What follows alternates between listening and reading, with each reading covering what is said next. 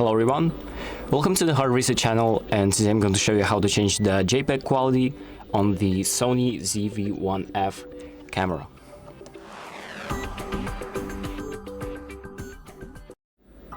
So the first thing that we're going to do is make sure that the camera is set in photo mode to actually access the setting. So you have this button on the top that allows you to change the modes of the camera. And we're going to go into the mode with the eye and the camera icon. And after that, we're going to press on menu and go to the red camera section. Then select image quality/recording, select that.